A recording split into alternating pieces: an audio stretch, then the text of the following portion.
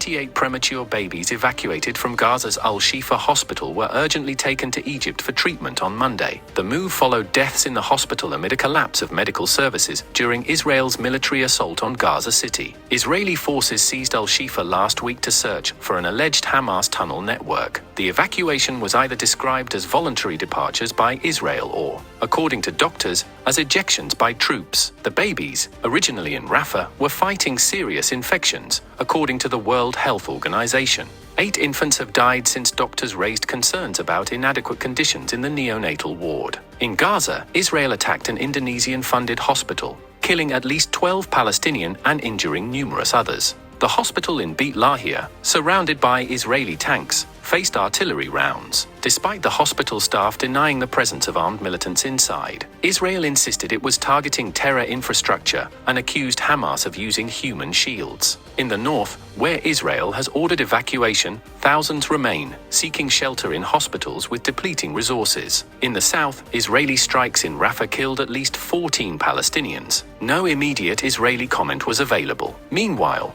witnesses reported heavy firing between Hamas gunmen and Israeli forces in North Gaza's 𝐒𝐴𝐬 refugee camp. The repeated Israeli bombardment of 𝐒𝐴𝐬 has resulted in scores of civilian casualties. The Israeli military claims to have killed 3 Hamas commanders and a squad of Palestinian fighters in airstrikes and house-to-house operations. Despite the continued fighting, there are indications of a Qatar-mediated deal to free some hostages and temporarily pause the conflict for aid deliveries. Since the cross-border rampage by Hamas on October 7, at least 13,000 Palestinians, including 5,500 children, have been killed. 2/3 of Gaza's population is now homeless, with thousands displaced and living in challenging conditions in UN shelters. Israeli forces have seized wide areas in the north and northwest, but militants are engaging in guerrilla-style warfare in urbanized areas.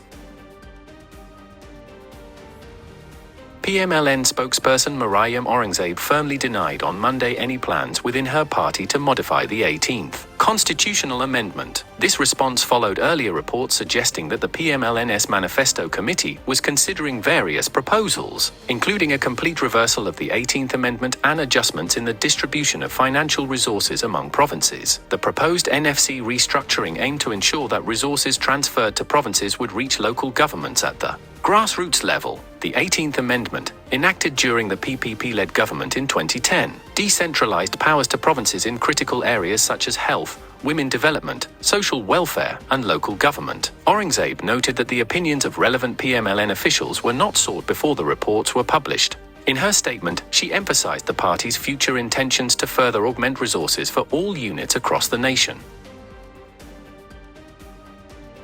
OpenAI, a key player in artificial intelligence, appointed Emmett Shear as interim CEO following Sam Altman's sudden departure. Speculation surrounding Altman's exit due to AI safety concerns was denied by Shear, who pledged an investigation into the firing. Microsoft CEO Satya Nadella announced Altman's role in a new research group within Microsoft, maintaining commitment to their partnership. Microsoft's investment in OpenAI and Altman's departure impacts OpenAI's stability, triggering a potential talent exodus and concerns over an upcoming $86 billion share sale. The decision not to reinstate Altman surprised investors and employees, leading to internal strife and staff resignations. OpenAI's mission conflict between benefiting humanity and financial returns from investors contributed to the upheaval.